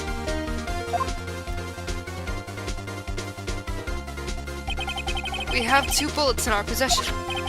One, the bullet removed from Gregory Edgeworth's heart. The other, Mr. Von Karma, is the bullet buried in your shoulder. We could analyze both bullets. Then, if the markings matched, we would know that both bullets have been fired from the same gun. The very same pistol. In other words, the murder weapon that killed Gregory Edgeworth. Mr. Von Karma, you will let us remove the bullet from your shoulder. Then we'll compare the ballistic markings to those on this bullet. And solve this case once and for all. Well, Mr. Von Karma?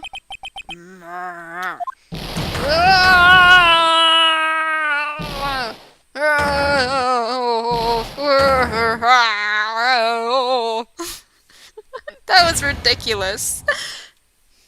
That scream. I've heard that scream before. Wait, I know. Baby Edgeworth, help! I can't breathe! I don't need to read this again. I don't need to read this again. Get away! Get away from my father!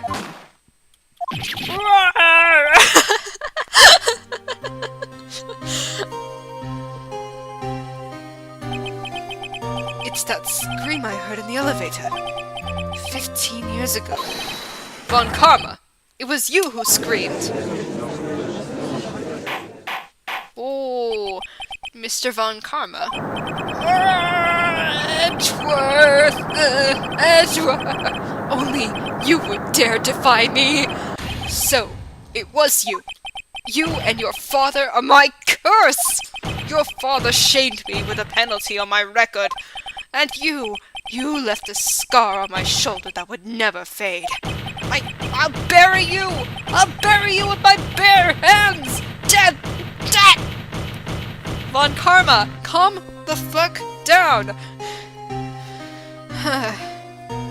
15 years earlier, Chief Prosecutor, I am sorry.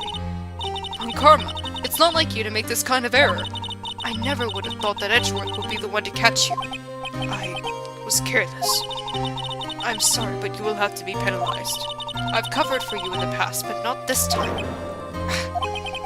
Edgeworth. Mitsurugi. It was a shock like none I had ever known. Me? Penalized? It took hours for me to regain my composure. Suddenly I found myself in the darkness. I was in the court records room. I must have wandered in there without thinking where I was going. The room was pitch black. The lights must have gone out. I went out into the hall and felt my way into the elevator. I pressed the button, but nothing happened.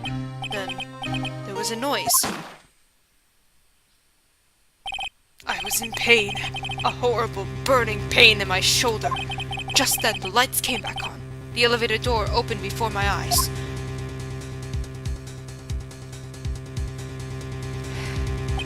I saw 3 people inside, all lying unconscious from oxygen deprivation. Much to my surprise, a pistol lay at my feet. I knew then it was destiny.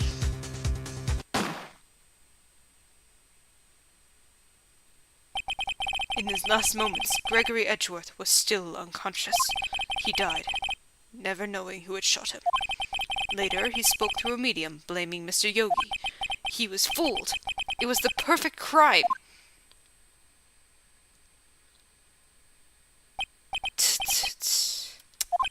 Who would have thought another man would have come to open that elevator door?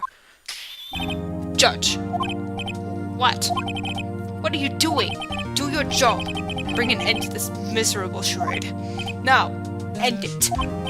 Very well.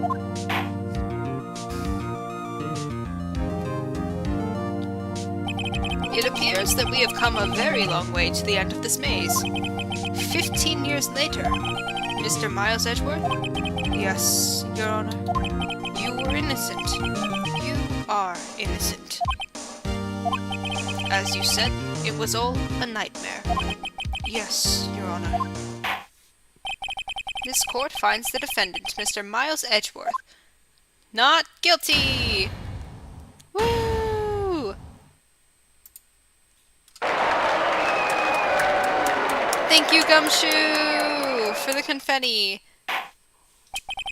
That is all. This court is adjourned.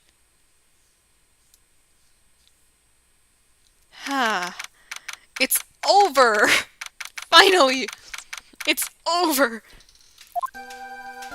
Nick! Nick! We did it! Did you see his face? Von Karma looked even paler than usual. He's pretending to be all cool, but inside you crushed him, Nick. Crushed! I gotta say, I'm impressed. It was pretty close, though. I was sure we'd had it. I know. I was on the verge of tears the whole time myself. But now, it's all just a good memory. So, it's finally over, Edgeworth. Right. Yeah? I'm not sure how to say this. I know. Try thank you, maybe. I see.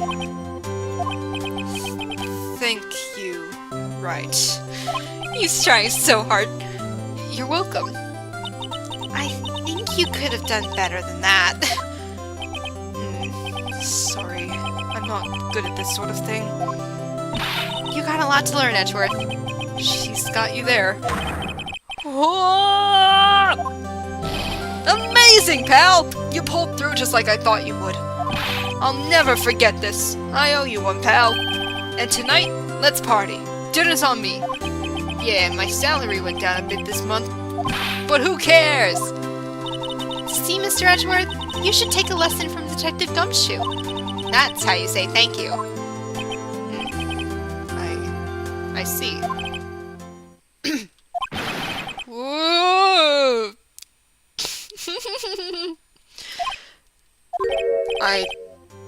I feel foolish. Don't worry. Take it a little at a time. You'll get used to it. You're allowed to be happy. It's been 15 years since I've seen Edgeworth this unguarded. Hey, y'all! Lotta! Y'all were great in there. Thank you. Yo, Edgeworth, congrats! Thank you all very much. I knew you were innocent from the start, of course. Just look at you! You wouldn't stick your hand in the cookie jar even if no one was there. You were the witness on the first day of the trial, weren't you? Yeah, well, let bygowns be bygowns, eh? Speaking of which, what are you doing now, Lotta? Who, me? I went back to college. I gave up trying to be an investigative photographer pretty quick. Really? That's too bad. Huh? Isn't that the hot dog guy from the park? Huh? It's over, Nick! My life is over! Let me guess, Keontae broke up with you. Why the sad face, Larry? What happened now? Oh, Nick! I'm not long for this world. You don't look sick. It's Keontae! She's going to live in Paris! Paris, Nick! She's leaving me behind! Should have seen that coming. Yo, Edgy! There you are! Yes. Here I am. Congrats, Edgy! Here, a little gift from me in celebration. Celebration? That's unusual for you. Hairy Butts.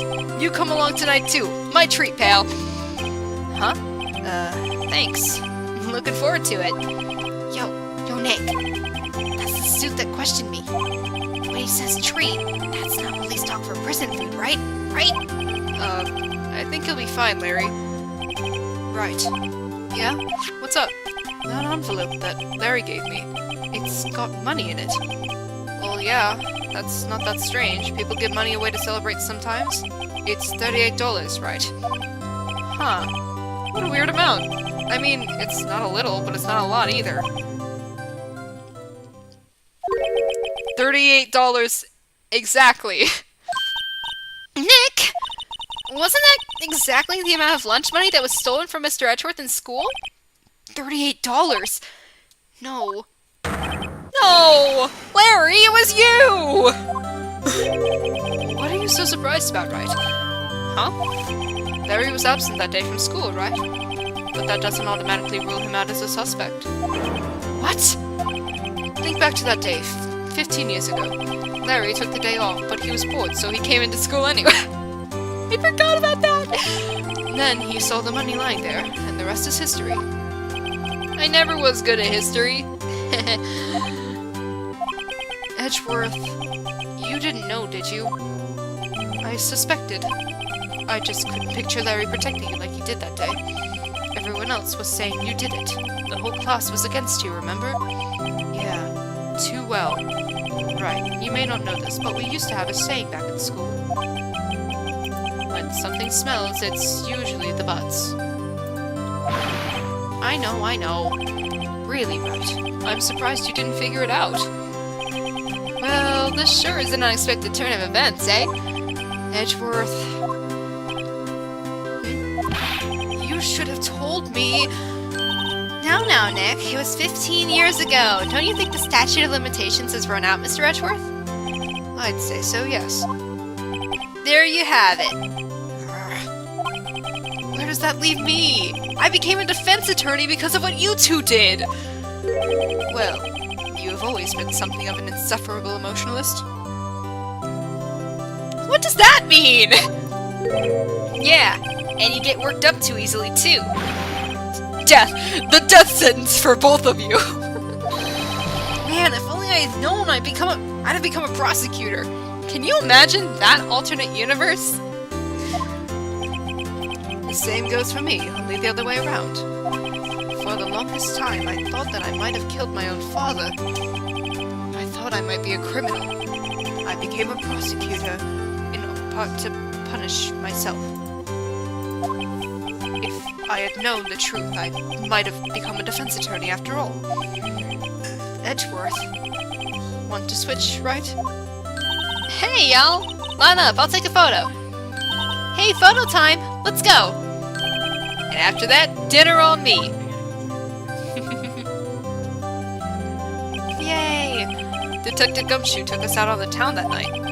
We celebrated Edgeworth's newfound freedom, even though Edgeworth himself was still in detention.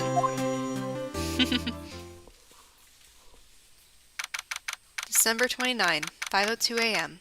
Wright & Co. offices. AM? What? AM? Come on. Whoa. I went a little overboard yesterday. My head hurts. Huh? It's still only 5. Maybe I should go back to sleep. What's this? A letter? Good morning, Nick. You were really impressive yesterday. Seeing you, it made me think about what I'm doing here. I'm a spirit medium. In training, of course. I wanted to help Mr. Edgeworth, too. I wanted to help you. But I couldn't. I was useless. So I've decided to go back to my training. I'll become a full-fledged spirit medium, for starters. I couldn't say it to your face, so I left this letter. Goodbye, Nick. Aw, Maya! Goodbye? What time is it? Ah! The first trains for the mountains have already left! To the station! To the station!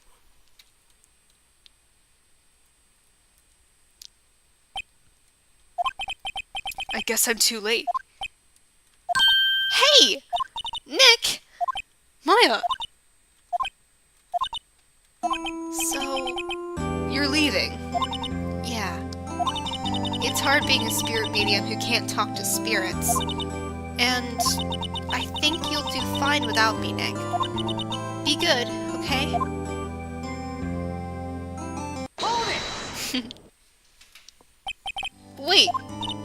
What? I never could have saved Edgeworth without your help. Huh? On the last day of the trial, I heard her. I heard Mia's voice. You heard my sister's... You heard my sister? Yes, only her voice, but still. It was at the very end when I thought we'd lost everything. Well, that's my sister for you. Detective Gumshoe helped, and Mr. Grossberg, and even Larry. I'm the only one who couldn't help. I was useless, Nick. But you were the one who stopped Von Karma, Maya. Huh? I didn't do anything! All I did was wander around in a daze. Sorry, but I have evidence that you helped. Evidence? Show Maya some evidence to cheer her up. Take that! Hey! A bullet? Von Karma was convinced he had taken all of the evidence pertaining to Dale 6. But you were the one who rescued the last piece of evidence we needed. This was the bullet that put an end to Von Karma. And you were the one who gave it to me. Nick. Thanks, Maya. I couldn't have done it without you. I'll be back soon. Huh? I'm going to complete my training and come back. Okay. I'll be waiting. Of course you will. You can't run that office by yourself. You're hopeless. I don't know about that. So, this is it. See you soon, Maya. See you soon, Maya. Aww. Tears streaming down her face.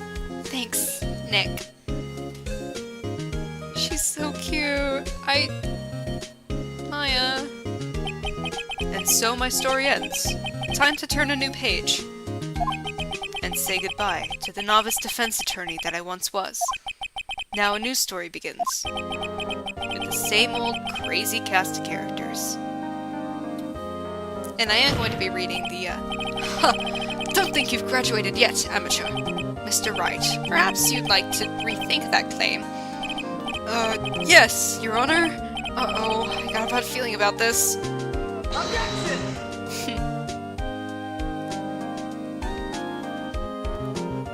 Of course I'm gonna be reading the character whatever they're called, during the credits. Hey pal, Mr. Edgeworth came down to the precinct to wish me a Happy New Year. Talk about a pleasant surprise. Ooh, Detective Gumshoe! Then he hung his head low and went right back outside. Kinda like he was embarrassed or something. Strange, huh? That was cute.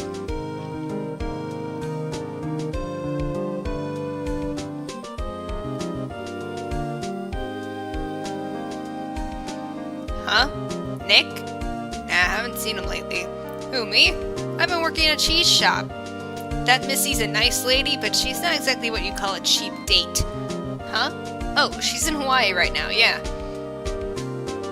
Oh, Larry. Thanks for joining me for the ending, by the way.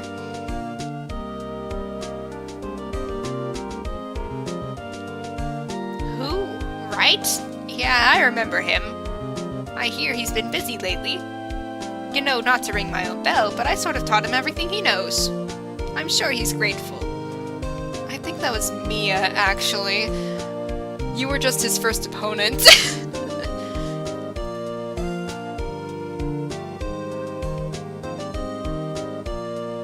Hi, bellboy. Phoenix Wright. Ah, the defense attorney for whom I wrote that affidavit for, yes. Oh, you should know, I've taken over management of the Gatewater Hotel recently. Should you be in the area, please stop by.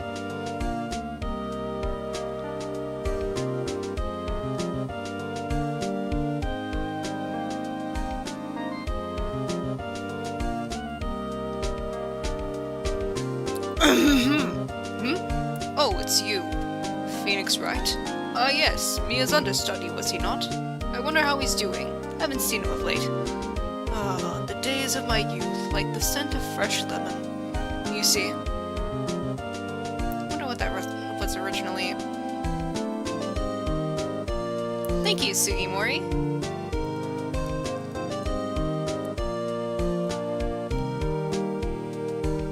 Phoenix Wright. Is he an actor? Well, I'm not buying it. You can't be a star with a name like Phoenix. Did you know that they're finally putting some of his own movies on now that... I can't read that, Das. Something about DVDs, I guess? Thank you, Atsushi Mori. I'm pleased to announce that The Pink Princess is a hit. I sure owe that Mr. Wright a great deal. Oh, and I'm keeping my face out of the public eye till the show's over. I wouldn't want to ruin any kid's dreams, you know?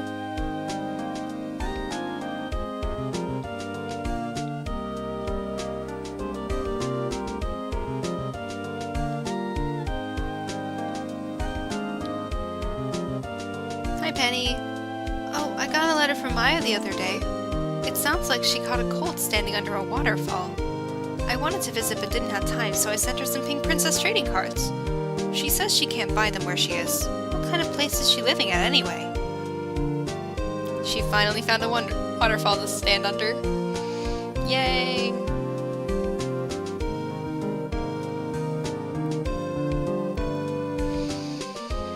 Right? Who's that? You want to talk? Let's talk Pink Princess. Alright. But, you know, I snuck into the studio the other day, and I saw her, the one inside the Pink Princess suit. Ugh, what a dog. was kind of a shock for a boy of my tender age.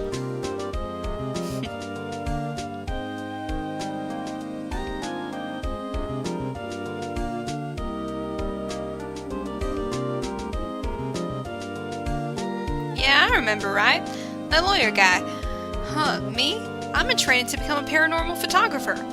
You know, that picture I took of everyone? Well, just behind them, there's a ghost.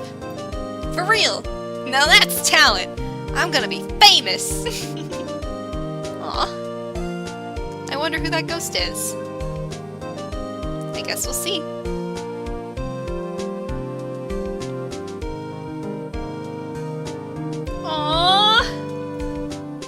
Look at Edgeworth, he's smiling. Look at Mia, look at Maya, look at everybody. Oh, I'm gonna cry.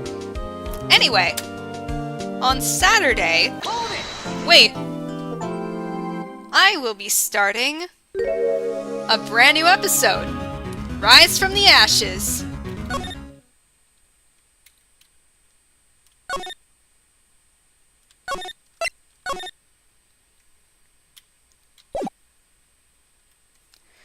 See you guys next time.